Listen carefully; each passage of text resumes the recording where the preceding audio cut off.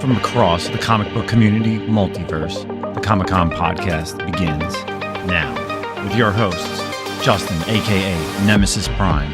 If you give them the title of influencer, then that's giving them more power, right? That's how it is. Like, I'm a nobody. Listen, I'm a nobody. Zack, aka the Manimal. We talked about it for a full, I believe, 7 to 8 minutes on an hour-long normal podcast for a show. And you would have thought we set their house on fire with the backlash. So, hey, what's up, everybody? Welcome back to the Comic-Con podcast, season 3, episode 44. Recording this on November the 2nd. Your hosts, Justin, aka Nemesis Prime, and Milton the Manimal are here. We're back together. Team is here. Before we get started, Zack, you're fired. Yeah. But I need you to stay on for the rest of the podcast. okay, why am I fired? What did I do? Because you weren't here last week, and we do not tolerate calling out sick without Interesting. a doctor's note. So I respect your opinion. First off, I don't get paid, so you have no firing abilities here. There's no, you have to give me some money first to have any authority over me.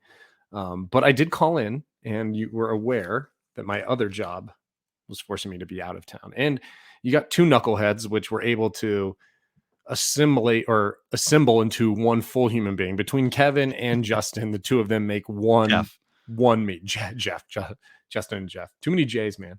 Kevin and Jeff together make one person, so that's fine. Yeah, it was definitely a good episode having Kevin on, especially talking about the short box updates. Really informative. Really looking forward to the auction stuff. So yes, I love listening to that. And dude, it's crazy because, like, quickly about short box, like they've obviously been around for, I mean, I couldn't tell you, but a couple years now. Like a little, it feels like a little while. Yeah, and, well before COVID. Yeah, and they were. It just seems like in the past year or so since we talked to even, and when we talked to Kevin the first time when he was on, it was kind of like the first time they were like, "Hey, look, we're doing some upgrades to the site. We're actually kind of like, or the app, we're doing some more things." And since then, it's like they're on fire, bro. Like they're doing all kinds of shit to the app, dude. And it's really, really cool to see it kind of grow, and it's growing organically. I think that's one of the things I've loved about Shortbox. And Kevin mentioned it the first time he was on. Isn't he, and you asked a question as well, like, hey, are you guys going to do live auctions? I think is what the question you asked him, a la Whatnot, eBay, that kind of thing. And he said, yeah, we'll see, it will get there, but we're not rushing anything. And I think that's really been the success, in my opinion, of Shortbox, is they haven't ever pushed anything. They haven't gone like, they didn't bite off more than they can chew. They're like, let's try this. Let's try the raw books first. And then we'll do the grading. And then we'll do that stuff, like the price guide stuff. And they've been really like patient, and it's growing organically and awesome. So I know. Anyway, that was kind of my thoughts of the episode when I was listening about it, or about everything that they're doing. So yeah. So let's get into this week's stuff. Anything happened? Kind of a boring week, huh? Yeah, pretty. I don't know. Not much to talk about. So yeah, I don't know what we're gonna go with to this week. So got anything? Dude, it's hard. It's hard for me to bring up anything. I'm just such a massive pussy that it's hard for me to talk about anything. I'm just so scared of individuals out there in the community who might. I don't know, man. I was so busy this week. I didn't get a chance to do anything because I was out fishing, trolling fish. Yeah, I went saltwater fishing. I didn't catch any big fish, so I went to the pond behind my house, caught some small fish, and that was fun. Dude, it's nuts, man. I mean, if anyone who's listening isn't aware, or maybe you're not on like Instagram, I guess, I'll give the 30. Should I give the 30-second 30-second Sure. elevators pitch on this? Yeah, whatever. Okay. So for anyone who's not aware of this situation, so that we can get into the weeds about it real quick, Epic Nation Collection is a seller on Whatnot. He was at a local comic show out in Queens Comic Party, and this past weekend, right? It was past weekend.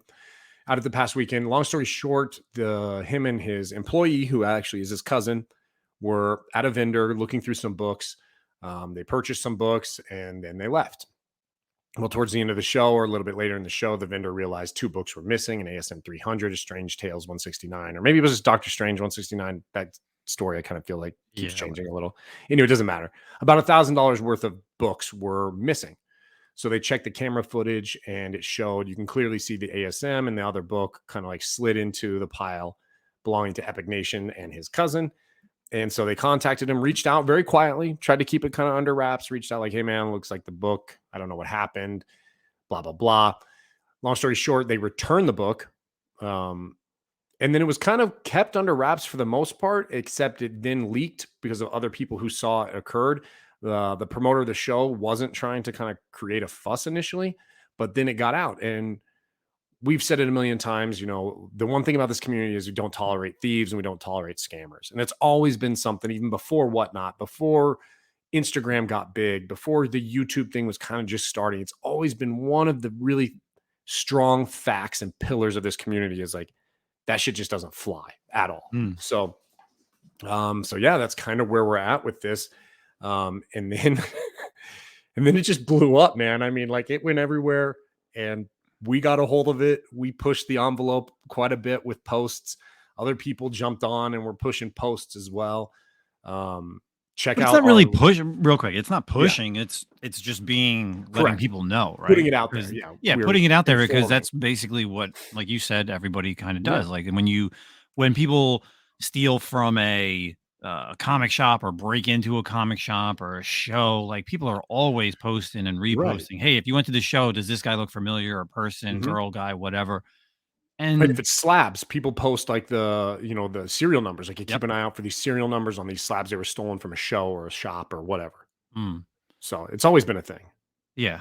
And I guess it didn't really start the fire until I would say us, because, I don't know. Like, I don't want to say that because we have a big following, or I have a big following, because like obviously that's when people really started noticing. It is what it is. Like, I guess it's because I think Binky's posted the first one. That was kind of where it started off. Binky's posted the first post where the chat got really wild. The chat got wild in there, and people were commenting, and it was still pretty fresh. And then everything started kind of like snowballing from that, like where people were reaching out to you, calling you, sending you messages, and then you started to post on it as well. And I think it just kind of organically, that's how it happened. It was on a Sunday. And so things just really kind of, people were like, wait, what? And like tuning in, like, what's going on? And then it just kind of moved fast and it started going because, people were pushing it. Every time someone new saw it, then they were like, okay, I'm going to post on it. This guy's a thief. This guy's, and more video came out. And so like, for the people who don't know, like tons of videos out there, it's actual video, like the full video was released, text messages were released. And the biggest thing is this dude's story changed over and over again. Within like a 90-minute rant, his story changed like 20 times.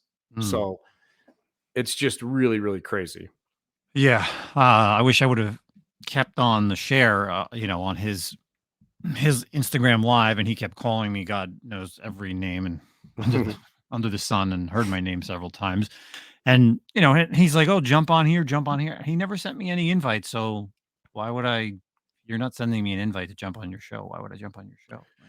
Yeah. But anyway, and then, like we did a live show, Keep It Thorough did a live show. And then that was, those were the 2 Sunday night shows. Thorough had Sub-Zero Comics, and, there was some stuff with him that, opened up more, more can of worms. And then by Tuesday, more issues, not related, issues, more problems with this guy. And then, obviously over the past few days, everyone's kind of been contacting us and giving us information and sending us stuff. And it's kind of snowballed. And then against, what was it, yesterday, Queen's Comic Party, the Queen's Comic Podcast, they do their monthly, or every couple of weeks they do have a show, and they premiered it, and they had the Billy, who's the promoter, one of the promoters for the show, and he gave right from the horse's mouth exactly what happened. And I don't really know, other than to have them both on at the same time, so one person can scream and yell and the other person can be calm and cool and collective about it. Like, no, there's no value in like, and this isn't like even as opposed to what he was saying when we were on and he was live, and he was like, well, I'm not coming on their show because they'll just mute me. The problem is there's no point in talking to him because he just talks over everyone as well. And he doesn't make any sense. So honestly, it's better to the video speaks for itself and the text messages. I don't need to, even if I'm like an outside person, which I mean, I am an outside person, but like looking into it, if you just gave just the video and the text messages that Billy sent, like that's enough, bro. I mean, that paints the picture. There's admittance that, hey, yeah, I found the books. I'm bringing the books back. There's comments saying, please don't spread this. If you spread this, I'm going to have my boys roll up on you. There's threats to someone's wife. Basically, it's him trying to keep it under the rug. I mean, the long and short of it is he got caught and then he returned the books, which feels like, correct me if I'm wrong, Justin, like it feels like there is a small minority out there who is saying like, well, he returned them. That doesn't negate the thievery, right? Like it's just like, yeah, there's a lot of people that are still clowns that follow him and agree with him, and they're mostly the people that there's a few people on Instagram that commented on our posts about it, but the majority of them I think are the people that are on his whatnot shows. Yeah, but they also could be like trolling him, not trolling in a bad way, but trolling him in a good way, trying to be like stirring up the pot, like saying that it's okay, like, oh, they don't got nothing on you, trying to light fire, kind of. Yeah, no, yeah, exactly. Like, but at Gas the same him time, up. hey, I don't think from all the comments, whether it's on my post or other people's posts, I feel like the community has decided that this, person is. It's not the first time.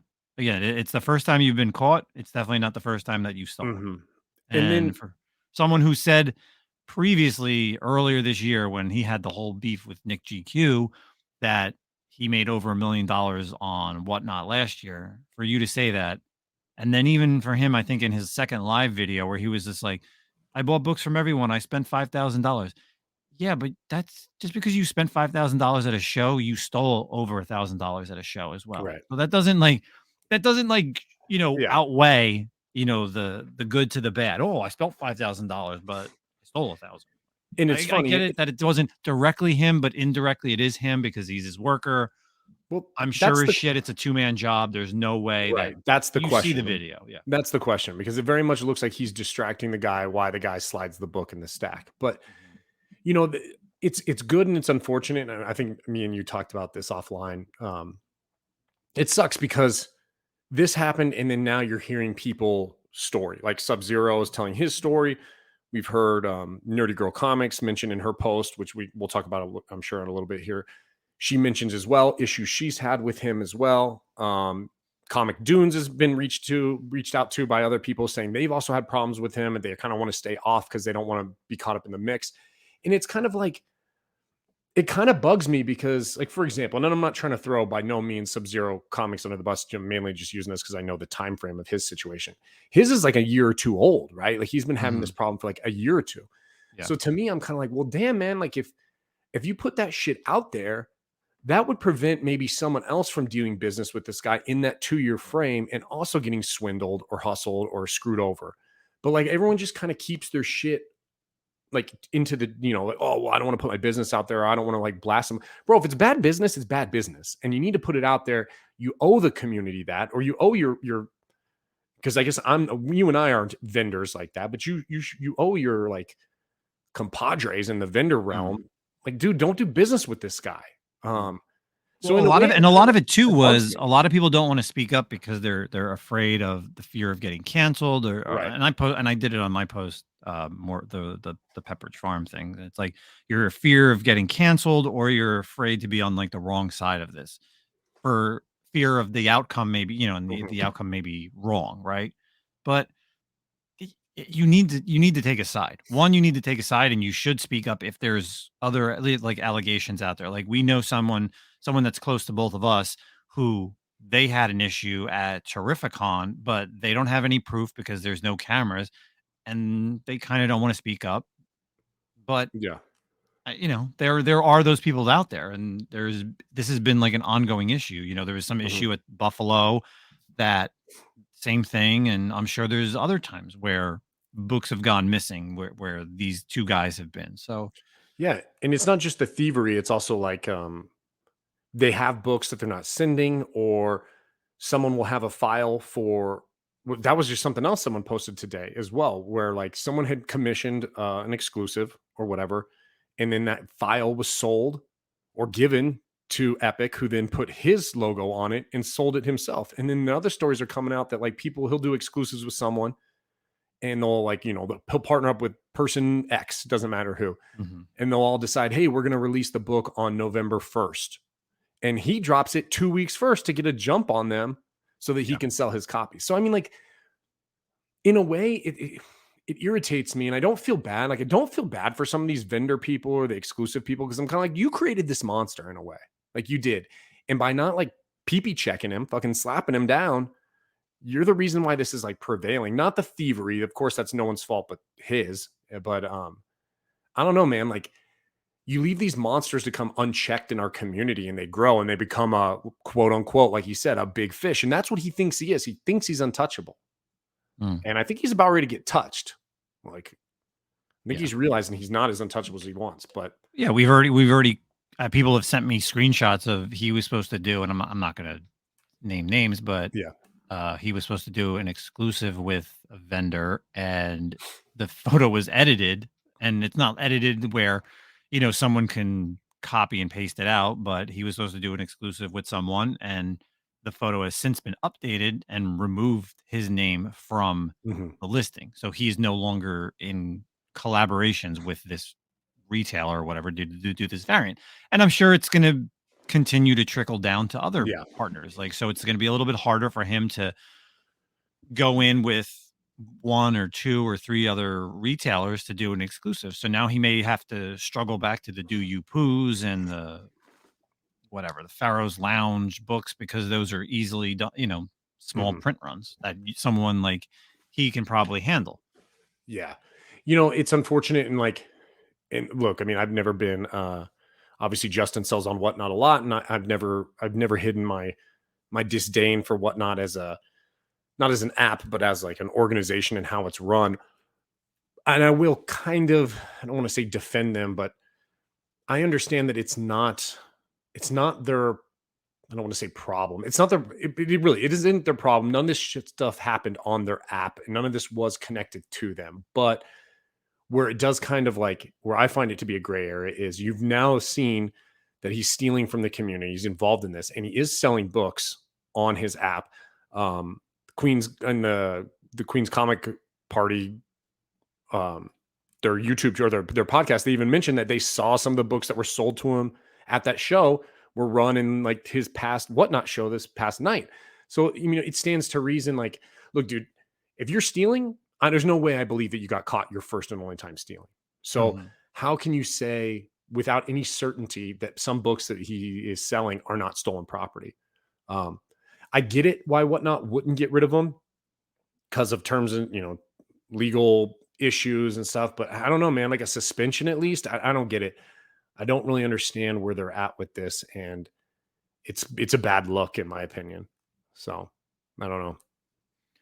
Yeah, I agree with you on that. I do want to ask you this question though, because it does seem like, especially because you're in the East Coast little shows and the conventions, the non-big con type stuff. You go to a lot of those in those regions, and so much so that you see him all the time, and you're too big of a pussy to say anything to him. Those are his words, actually. So you were just too scared, apparently. Yeah, I'm quiet at shows. You're quiet at shows, dude. No one wants to talk to you, bro. Like, no one wants anything to do with you. But it seems like I mean, I get the vibe, not living on the East Coast, being from Texas, what I know and stereotypes of East Coasters, that I would assume, if you were to ask me my opinion, I would assume he's going to have a hard time going to any of these shows in the future. Like, I feel like the community is pretty tight knit, so much so that it's like, hey man, I'm having a show this weekend, so don't have yours. And they kind of like professional courtesy to some extent. And then they respect each other, and they're all kind of intertwined in some aspect. They all know each other. And this is going to spread like wildfire. So yes or no? What do you think? You think he's going to have a tough time at these little shows going anymore? Well, I definitely think it's going to be a problem. For here in New Jersey, there's one gentleman who puts on like 3 shows a month in the North New Jersey area. Is that the one I went to with you? Yeah. So there's like the Clifton show, there's Wayne and Olbridge. That's one of the gentlemen. And then obviously Queen's Comics Party, that's kind of like a newer show that they've been doing. So that's either in the Bronx or in Brooklyn.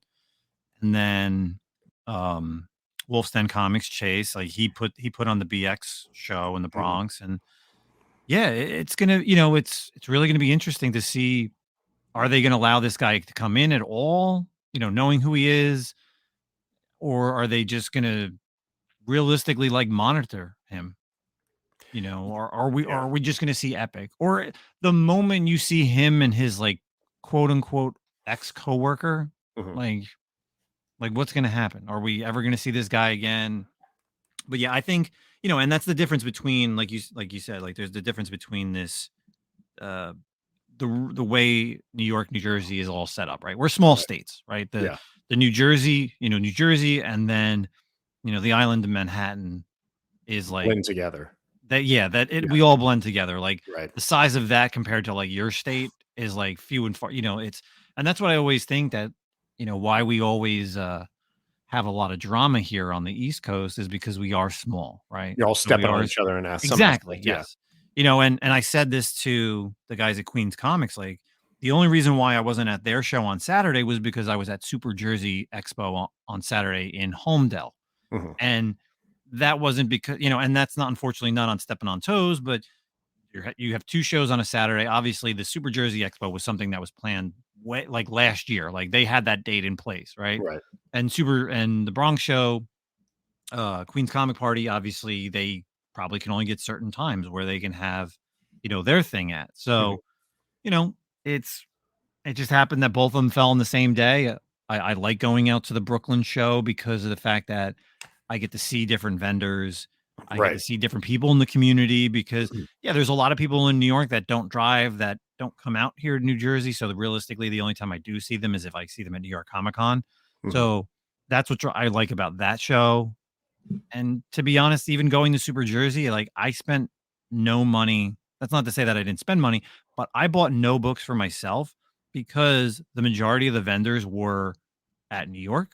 We're at our normal shows here in New Jersey, Baltimore, Terrificon. So like not much has changed on that side. Yeah. It was just cool to see some people in the community. Again, I hung out with our friend Juan and his wife Jen, 360 Comics, Alex Domsky. There's a lot of people like just hanging out. So it is what it is. But I'll be next month, or this month. It's already the new month. So I'll be out in the next Queen's Comic Party. I believe it's on November 11th. So go check them out on Instagram. You can find out where that show is. Yeah, I think it'll be interesting, because even they kind of said in their show and their podcast, like they asked for early entrance, right? Like, hey, can this guy come in? And another vendor who had like previously worked with him before was like, hey, he's bought a lot off me. Can you let him come in and pick the books early? Like these kind of guys do, right? Yeah, there's guys like that here in Jersey too. And so I'm not gonna name names, but yeah, it is what it is, But and hey, I don't blame a vendor. Vendor's like, hey, dude, yes, come in early, buy my stuff because I want my stuff to be sold. So I don't, that's different than the influencers receiving the exclusives at like a con. It's totally different. So, but anyway, I'm wondering if that's going to happen anymore. And honestly, if you're a guy, if you're such a big fish like he is, like, is it even worthwhile to go to shows if you're not allowed early access to pick through books, So I'm hoping that's the case. I'm really of the opinion that the community needs to keep their foot on the pedal here and just crush him out. Whatnot's probably not going to. So it's reliant on us. I'm going to keep my eyes open. I probably will be asking questions in the near future. If I see anyone who works with him, I'm pretty black and white, man. If you're working with a guy who's a thief, there's something wrong with that, especially in a community like this, like the comic book community. It's a tight community. So if you're doing business with this person and I see it, I'm going to ask questions and you're going to have to prove or ignore me or block me most likely, because that's typically what people do. But questions will be asked. Like if someone does an exclusive with them, hey, do you think it's a good idea, this guy being a thief, to do this? Like that's kind of where I'm at moving forward with Barsem or whatever, Barsali, whatever, not Kevin, not Kevin, not Kevin, as some people have said his name, but yeah, dude, that's where the Manimal stands. And we're pretty, and we've always said this, you're an open book, I'm an open book, for the most part, 99.9%. like our Instagrams are our Instagrams. You guys can ask us any questions. We pretty much answer whatever that anybody sends to us or, wants us to talk about it. Shit, I opened up last year about like depression and stuff Right. like that. Like whatever you people want to know, like I'm pretty much open to almost everything except for some, I'm not going to give you my social security number, but Yeah, please don't do that.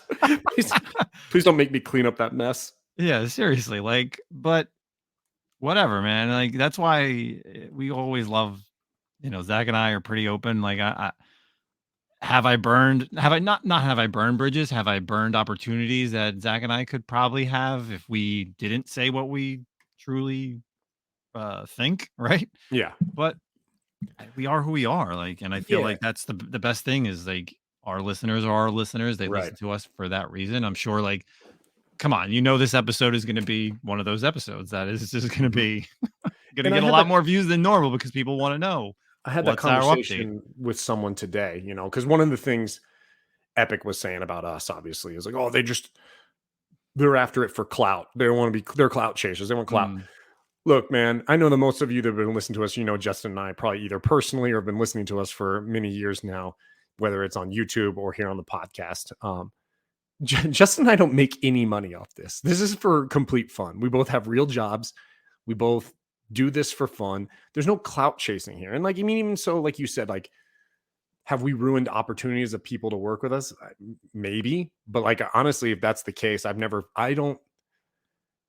like, we're not begging. We're not knocking down doors. Right. Like, And I also stand by everything I've said in our history here, really. Like, so much so that I said anything that someone who didn't want to work with me, then I'd probably be like, okay, well, then I probably don't want to work with you anyway. But we're not doing this for clout or for money. I mean, honestly, I kind of see us more as like a voice of the community. Like, be aware of what's going on, right? That's what we're here for, to tell you. Some people aren't on Instagram or whatever, and maybe not as much in the know. But I do want to say, I want to give a shout out because we've had some issues with Nerdy Girl in the past and whatnot. But I do have mad respect for the post she made. She's, whether you agree with her or disagree with her in terms of, her and her business or whatever, there's no denying she is a very powerful voice in the community. And her coming out, being a previous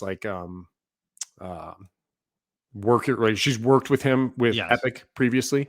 Her coming out and making a statement against him as well and saying she stopped working with him because of shady business practices. That's what needs to happen. Like, we need other big fish, so to speak, right? To say these things. That's how you get these people out of here. So I commend her for that.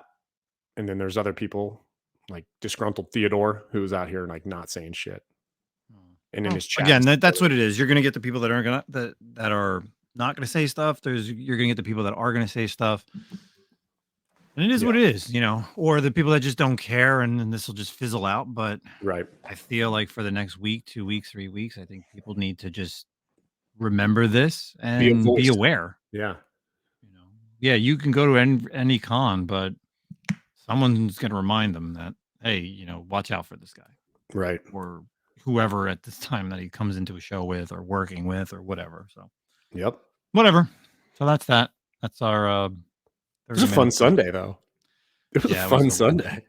I think I think it was crazy because it was like football season. I feel like if it wasn't football season, it would have been like even worse, because I feel like a lot of people didn't really know what was going on or cared to pay attention until it was perfect for me because the Chiefs were not playing good, so it was a welcome distraction. So I was like, perfect. Okay, cool. I can look away from that train wreck to this other funny train wreck. It was a shitty Sunday here in New Jersey, so I was like, sure. Yeah. And it's funny, like I went out shopping, and I was, obviously my new thing is the video games thing, and I went out and I posted it, and I was out, and then all of a sudden my phone was like blowing up, and I'm just like, I can't even keep track of everything that's going on, like between group chats and texts and Instagram messages. I'm like, Jesus, I'm like, I gotta get home, like I gotta figure out what to do. And that's that on that front. So let's kind of get out of the comic community drama that is this week. Some newsies. Yeah. Let's talk about some comics. So obviously we didn't talk about comics. I didn't talk about comics last week because we had Kevin on and just an absolute great conversation. So let's kind of talk about some books over the past 2 weeks. I know Zach has some books that he's been reading. I have a ton of books still to read, but kind of start with some what we're currently reading in the world of comic books. So last week, we got our first newest reboot for the movie that's coming out for the Marvels. So Captain Marvel #1 got a reboot. Interesting storyline. You have Captain Marvel. Obviously, she's kind of like now the leader of the Avengers. We are introduced to a new character named Uni Yang, who's kind of a thief, and she ends up trying to steal. I'm sorry. This is not really. I didn't. This is not. I didn't put two and two together. Yeah, I'm sorry for the theme on this, but this would have been the book that I would have talked about last week, and it's actually pretty good. So, she tries to break into Jenna's Vel apartment to steal something. She's trying to steal his negabands, and then new villain comes out. Actually, ends up just destroying Jenna's Vel, and she ends up taking the bands, and they're now equipped to her. So now she has powers. So she's like this new character, obviously. And then Captain Marvel gets involved.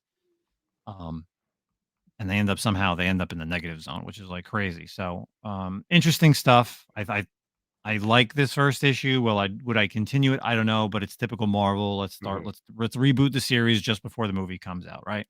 So will this new character Uni Yang be part of the Marvels going forward, right? Because I mean, what you see is what you get. Jenna's Vel kind of gets the crap kicked out of him, and then I don't know if we're going to see other different, Phyla-Vell, or are we going to see Kamala Khan? Are we going to see Spectrum in this series? Because obviously this first story arc kind of has this idea that all the different Marvels are going to show up. So shit, that movie's next week, huh? Yeah, like I completely didn't even think about it. And it's, it's not on track to make a lot of money from pre-orders. And Marvel Entertainment, and nothing against Marvel Entertainment, but today All Day Live, they had this thing on their YouTube with, I don't know, like the rise of the Flurkins, and it was like just a live video of all these cats running around, and I think it was about, I don't know, it was like 4 hours or something. It was still going. Whatever, right? That's just terrible. I mean, I love, people know than me. I love cats, but like that's your marketing for this movie. That's pretty sad. They're like, maybe we'll get the cat people who aren't Marvel people. Yeah, it's a little strange. So, and then this week's books, a new #1 that I actually really enjoyed, White Widow #1. Yelena Belova. We talked about this previously, that there would be launching a brand new ongoing series for her.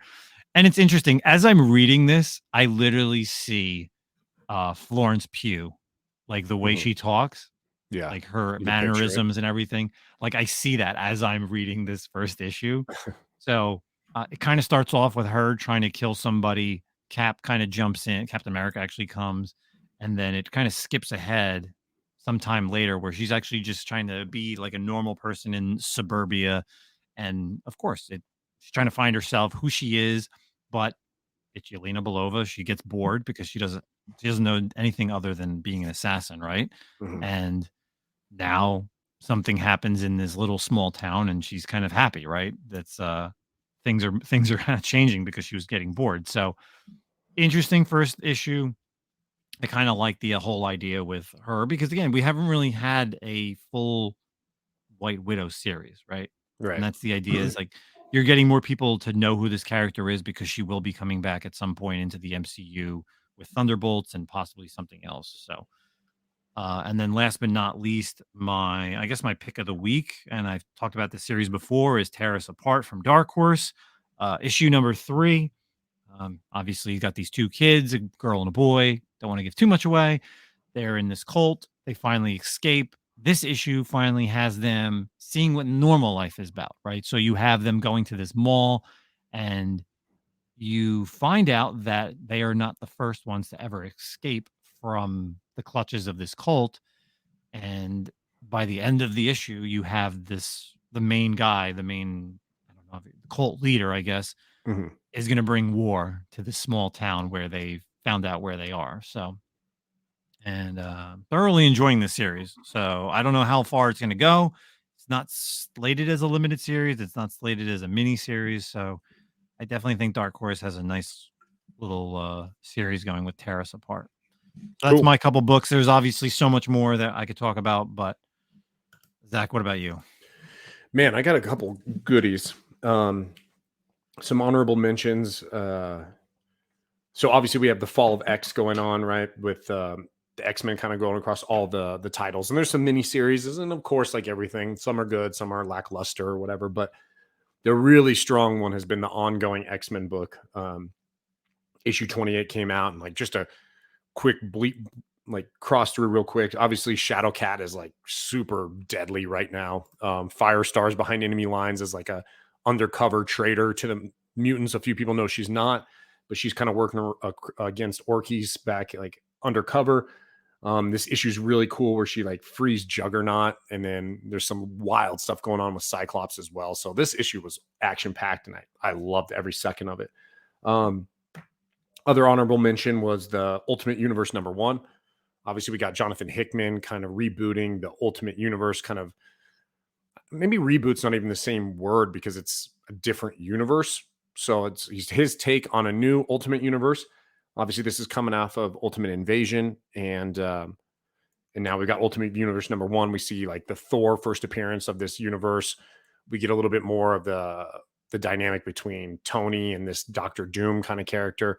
And it was really cool. I wouldn't say it was amazing. But I like where it's going. I'm interested. I'm intrigued by like the route it's taking. There's some really cool aspects of how the maker had prevented all the heroes from becoming heroes in this universe. And so he's basically like kept a vault of like, like things that made heroes heroes. So like, for example, like the spider that bit Peter is like in a vault, and like all the different like weapons and stuff. So Tony and them are trying to go get that. To basically the theme is, hey man, like Justin, you were a superhero in this other life, but this guy prevented you from doing it. So now we want to correct that and make you who you were supposed to be. So they're trying to go get, excuse me, all these different things. And it's cool. It's worth checking out. And it's Hickman. So I think it's going to get kind of a little bit more wild. But the 3 books that are like maybe like my picks of the week, man. And I posted on a couple of these. I really love the the James Tynion or Tynion James Tynion Dracula issue 1 was awesome from Image Comics. I really loved it. It's kind of his take on Bram Stoker's the Universal Monsters type stuff with Dracula. The artwork's crazy. It's really good. Really, really, really enjoyed it. Check that out. I don't know, 5 issues, maybe 6 issues, something like that. But it was really cool. The other one I really enjoyed that I picked up was, we talked about this about a couple weeks ago, was the Tony S. Daniels Edenwood. And really cool stuff.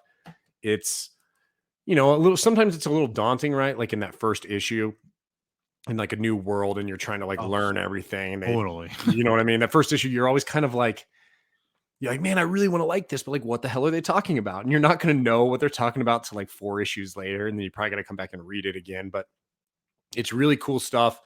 In a nutshell, from what I understood in 1 issue, it's obviously takes place in like modernish world. And there's like a supernatural aspect to it where some witches cast some spell. And basically around like the Detroit, Chicago, like Great Lakes area, there's this forest growing called Edenwood, and within this forest is some war going on against demons.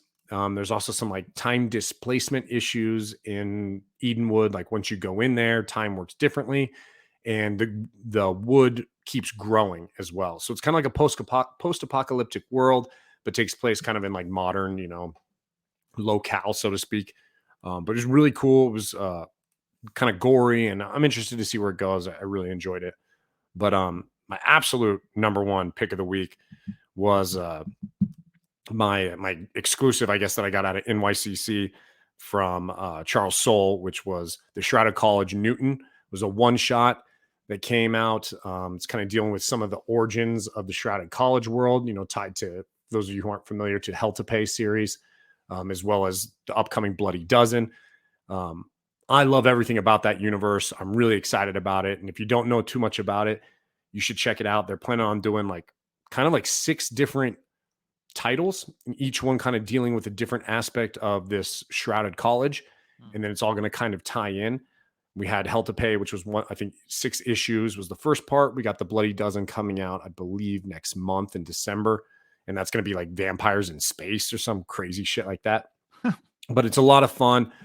This one shot deals with Isaac Newton and how he's tied to this world of the shrouded college. And like I said, it kind of gives an origin.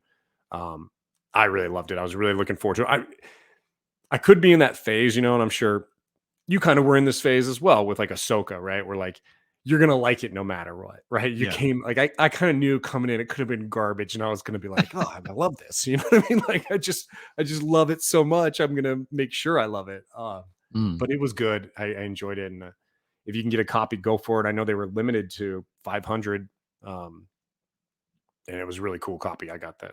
So yeah, those are my picks of the week. But I do have to ask you. You said you haven't read, so this past week the Gotham War ended. Yeah, the Scorched Earth. I didn't read that one yet. Yeah. Okay, is that the only one? Mm-hmm. Can I talk about it a little bit?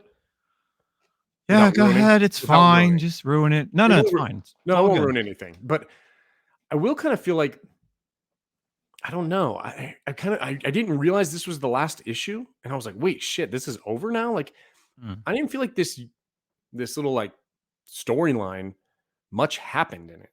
Like, it's kind of weird, I guess. And then I kind of fought myself because we complain about when they go a little bit too much. You know what I mean? And there was only, I think, 9 titles in this little storyline, but with like as important as it seemed like it was going to be, I don't feel like much happened. And you'll see at the end, not much changed.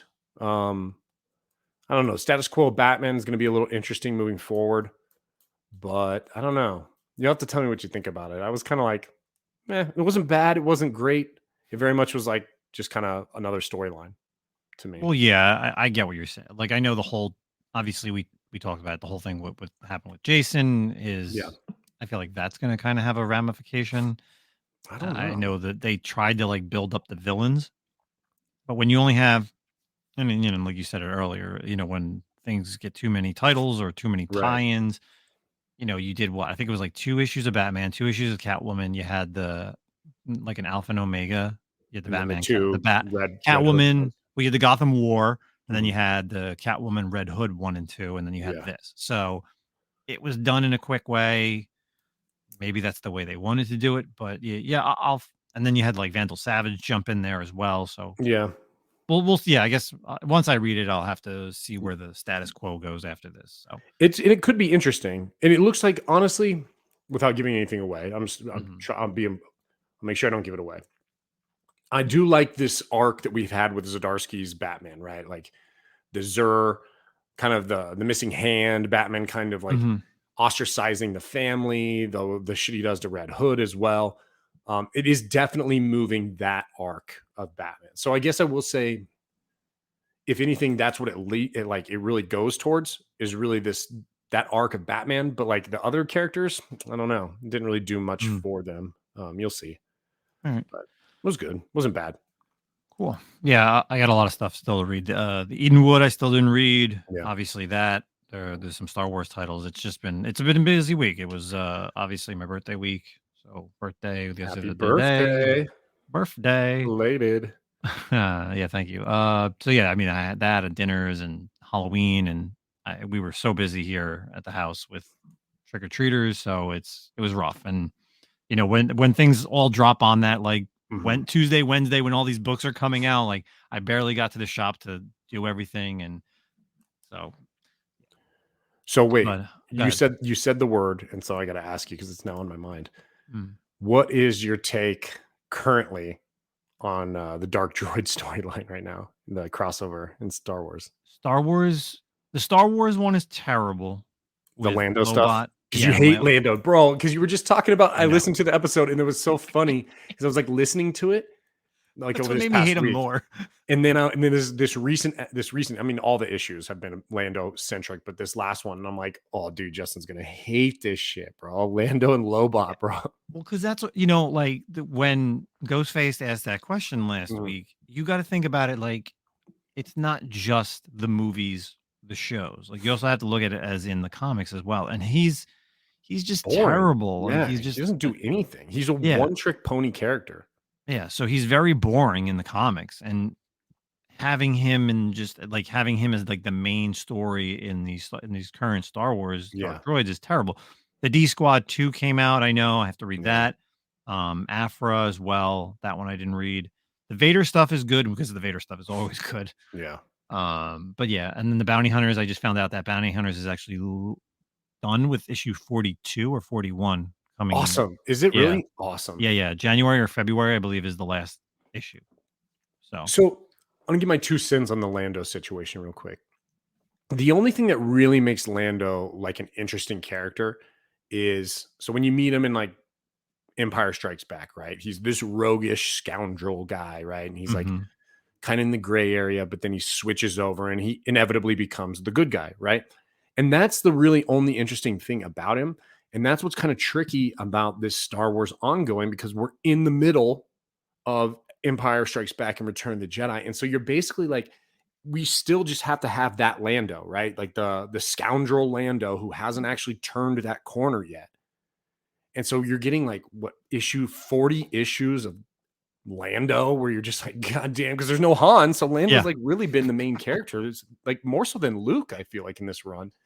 And you're just in this weird zone where you're like, okay, dude, we know what Lando's gonna be like, but how much more do I really have to read of this garbage? So yeah, I'm with you on Lando. I'm not feeling him. I don't need a Lando solo movie either. I don't need that. Yeah, well, it's still kind of on track, but who knows with what's going on with the Marvel and Disney and Star Disney, right? Wars. So, Yeah.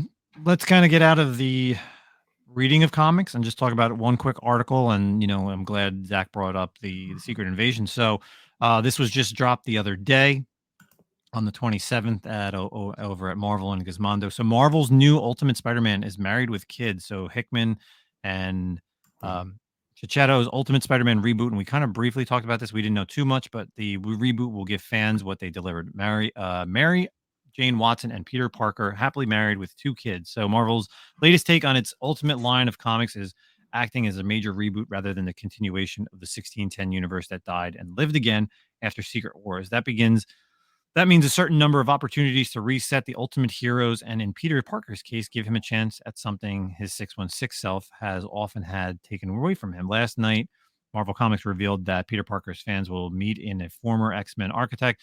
Hickman's Ultimate Spider-Man series next year with Chichetto is a hero who came to his powers at an older age and a very different life situation from the young nerdy teen that we've seen in Spidey's origin stories. Not only is Peter Parker older and wiser, he's a husband and a dad and happily married to Mary Jane Watson. So this kind of goes back to what Zach was saying about the maker and what's going on. So in this series, obviously coming out in January, we have Peter with 2 kids, and he is Spider-Man. So what are your thoughts on this?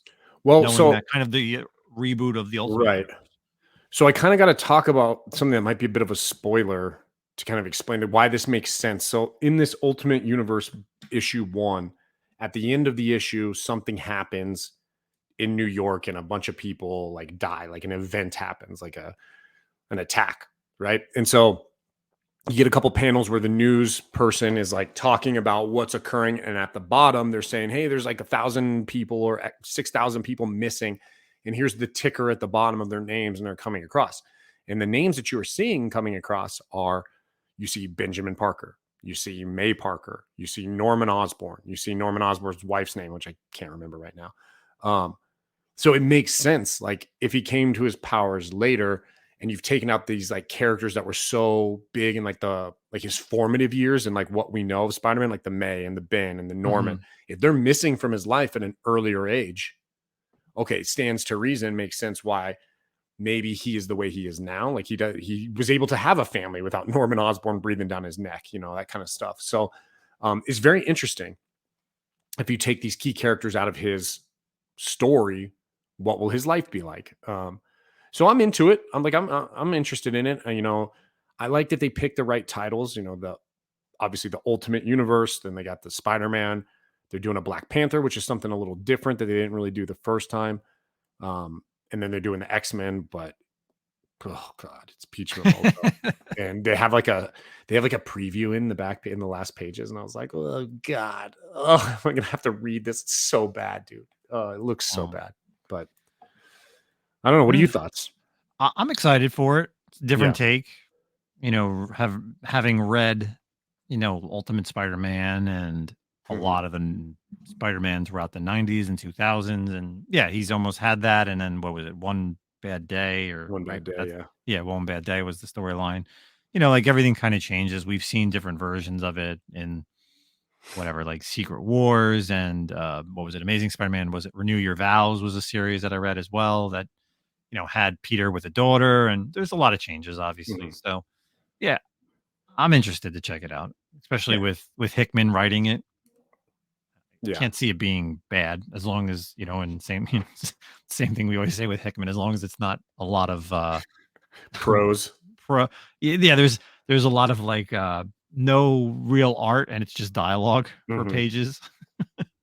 You know how that goes with all the X-Men stuff and all the indie stuff that he's ever written. So yeah, we'll go with that. Let's get into some movie news. So there's a lot of stuff with the end, I guess the ending of the writer's strike and actor strike, who knows, but with over at comicbook.com, a couple articles. So we have our first one: Marvel Studios considering reviving Robert Downey Jr. and Scarlett Johansson as Black Widow in an upcoming Avengers movie. Ooh, boy, how do we do this? I don't know, man. Like, it's almost like you just got to let it end, bro. Like, and that was kind of the worries of like the Secret Wars stuff, right? That it was going to move towards a reboot era. Like, oh, Secret Wars will change the universe and we can recast and we can redo everything over again and bring these characters back. I'm really of the mindset, like, I think we've talked about this. I'm sure we have before. It's like, hey, do Secret Wars and then wrap up the Avengers, bro. And then let's move on. We've got Fantastic Four and we've got X-Men. We don't have to have all these characters together in one universe. I mean, really, what are we going to get to at some point where you're just going to have one movie with all the Avengers, all the X-Men, and the Fantastic Four? Like, holy hell, man. And then all the Disney Plus characters. Like, we don't need that much of a shared universe. I would be happy with them rounding it out, ending the Avengers saga at like Kang Dynasty, Secret Wars, and then boom. And then you have either a Fantastic Four solo universe or an X-Men solo universe or a universe with just the two teams together and they can interact. We don't need the Avengers, man. We don't need to bring them back, bro. What are you going to do? Bring back? Nah, man. It takes again, I think the main reason why they're talking about this, and this is kind of this rumor possibly that's going around, is because of how terrible the current, and not to say that the actors or actresses are bad at their jobs and their characters, it's the writing, but people know and love like Robert Downey Jr., Scarlett Johansson. So I feel that you got slighted on Black Widow because not having a solo movie until after Endgame, like really like screwed her character up. And I mean, I'm fine with like Robert Downey Jr. not coming back because he sacrificed himself for all the phases to get where we are, right? Yeah. But I mean, yeah, you could say that about Black Widow, but it's still there was still stories for her after. So I don't know. I guess I don't want it to happen because I'm kind of like, this is what you get. Like, in a way, like if you're really playing this card of like, you decided nobody's to go dead until they're dead, right? Like the comics. No, yeah, no, I don't want to see that by any means. But like the idea of this, like, well, oh, it's not as successful now as it used to be. Well, what do you think was going to happen when you're using like tier 3 characters and trying to push them? Like, I don't care what you say. Falcon is not an A-list star. Neither is Ms. Marvel. Captain Marvel is barely an A-list star. Like, you're pushing even like characters that I love too as well, like Moon Knight and like some of these solo shows. Like, these are not A-list Avengers material. They just aren't. They're never going to be a Cap, a Thor, and an Iron Man and a Black Widow. It's just not going to happen. So write it out, man. And in the universe, like, you wanted to do this, and in a way, it's almost like that go woke, go broke type situation. You wanted to focus on diversity and inclusivity and all that. Like, I don't know what you thought was going to happen, man. Like, I don't know. Yeah. I'm not about it. I don't want to see the characters come back. Oh yeah, I agree. I don't want to see them come back at all. It takes away from what happened. Oh yeah, it makes their deaths, less important. Like Gamora coming back even kind of made that. Even though it was like a different Gamora, it very much was like, okay, it was kind of stupid, like in a way.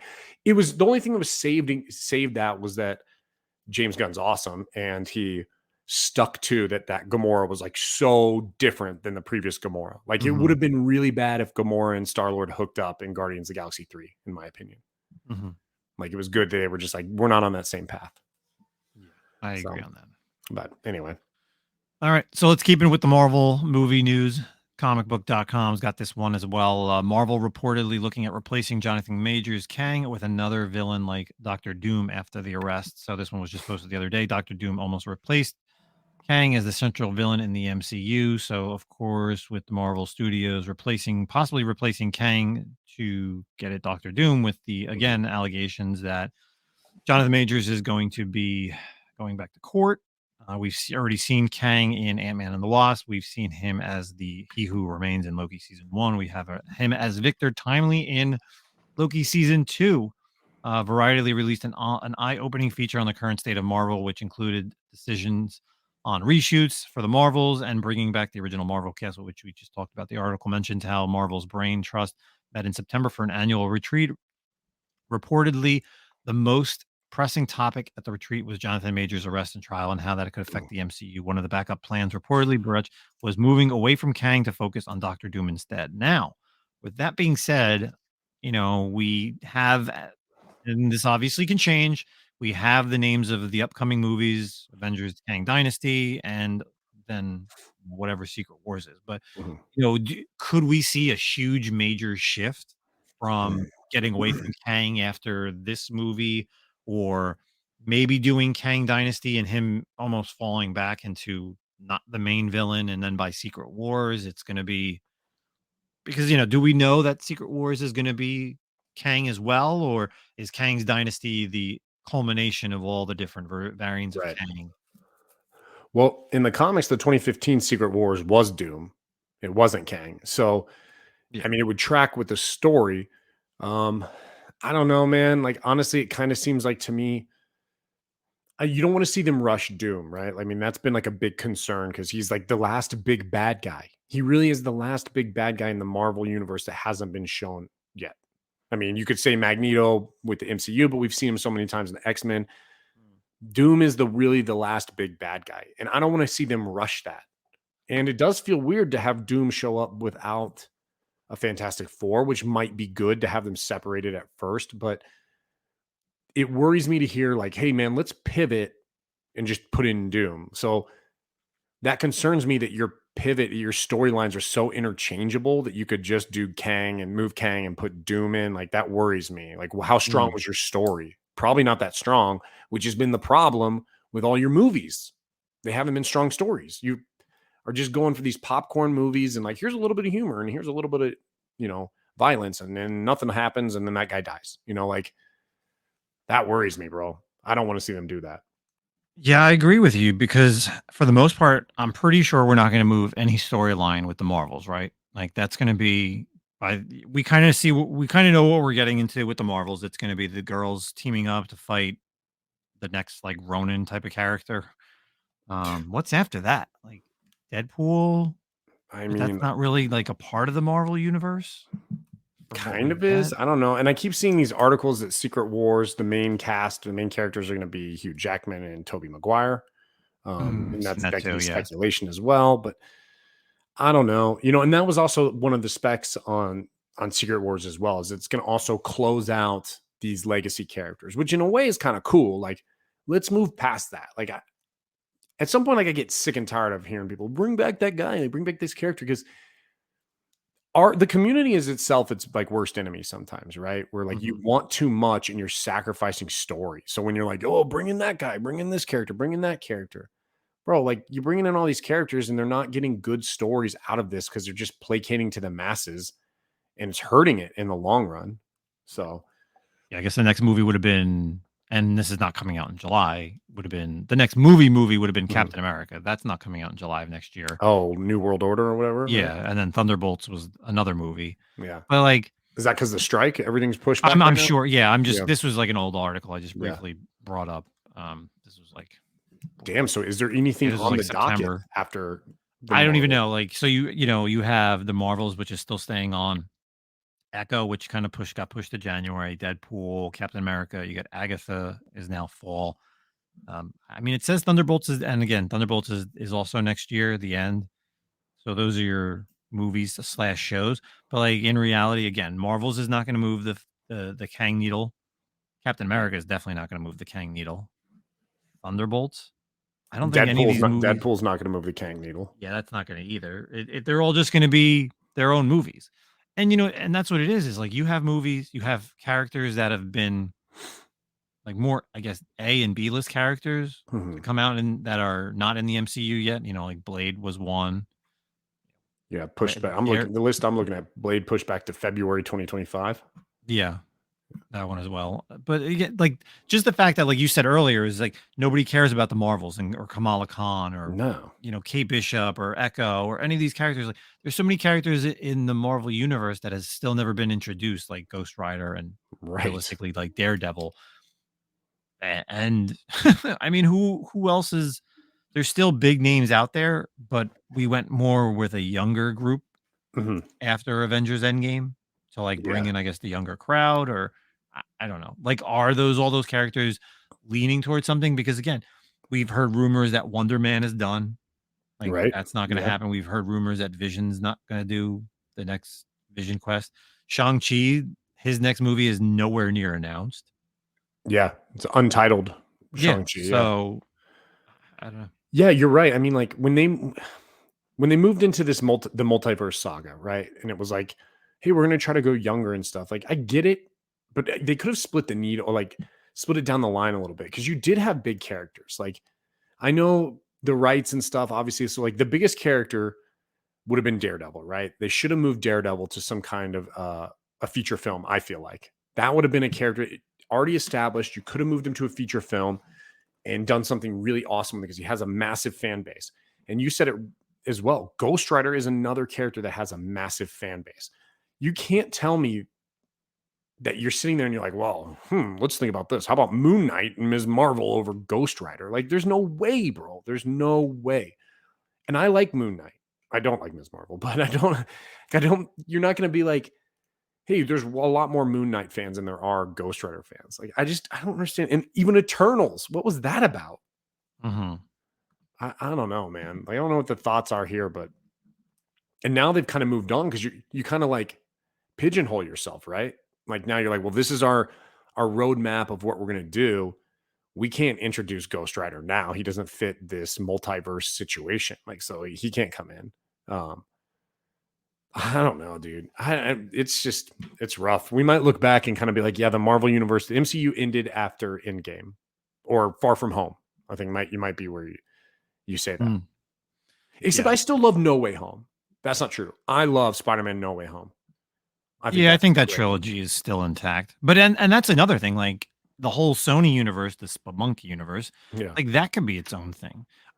You know what the problem is, and this isn't ever, and I feel like we say this and a lot of other people say this, is that they pigeonholed themselves to have all these heroes come out of New York. And New York is only so big to have all these characters that are like never there when there's like a threat, right?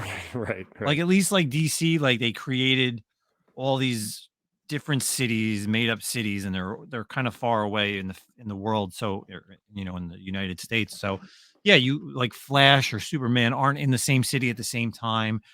Green Arrow isn't in the same town as Batman. Like it's all different. So everyone can operate in their own movie world, right? With Marvel, it's everybody's in New York. Yeah. I'm honestly kind of in the zone where, like, of course I'm going to keep watching the movies that come out, but at the most part, I'm really just like waiting for them to do X-Men. And, they have a big meeting coming up soon where they're focusing on X-Men. And so that's where I'm looking at in the future, which I'm scared right now because of like where they're at with, it sucks because they're going to be operating out of like a realm of fear as well. Like, what are we going to do? Are we going to mess this up? We're already in like the black, or in the red with like our budgets and everything. So, are they going to play it safe with the X-Men? What are they going to do? So that's my big fear right now. I don't know, man. We'll see what happens. And Ms. Marvel's ain't going to right the ship, or the Marvels, is definitely not going to right the ship. Like, Nick Fury's character is so pointless. So pointless. Secret Invasion was pointless. Are we going to find out anything about what was up with Rhodey? Like, when was he replaced? Like, what I would the think hell, like, man? yeah, it's going to have to be like Captain America, because I think Iron Heart or Iron Armor Wars has got pushed back. There's no date on that. Yeah. So it's going to be, and by the time that movie or show, series, whatever movie comes out, it's going to be far beyond Don Cheadle's irrelevant.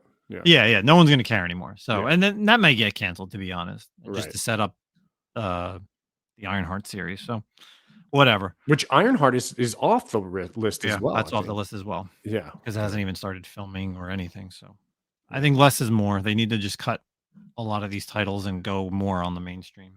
Or just completely cut a lot of them and just start from scratch. Or just do, again, like you said, do Fantastic Four and do X-Men. Like, I'm sorry, but we just can't. Right. But I do want to see Daredevil though. God, I love the Daredevil. Well, yeah, that's another thing that's got some issues. Everything has issues, but the strike isn't helping anything. That's for sure. No. Well, that's it, everybody, for season 3, episode 44. A little bit of drama, a little bit of Marvel, a little bit of comics. Yeah, that's it for the week. Guess just follow us on Instagram for more posts. We appreciate everybody checking in. We appreciate any new listeners that found us via either the Queen's Comic podcast or our posts. Continue to listen to us. We speak our minds. We're not a speculation channel. Nope. And that's it. We're readers too. So if you're your first time here, we read. So yes, we'll talk about stories and stuff like that. That's what we're into. Yeah. We're not here to push the books that are going to make you money. We're here to push the books that are good stories. Mm-hmm. Or art in your case. Yeah, that too. Because you're one of those. That's all I got. Yep, that's all I got, man. Happy Veterans Day. Happy early Veterans Day. I guess we'll probably film before Veterans Day happens, but still. Happy early Veterans Day to all of our veterans and current armed forces out there that could be listening. Mm-hmm. We appreciate it. So we'll catch y'all next week. New episode. Later.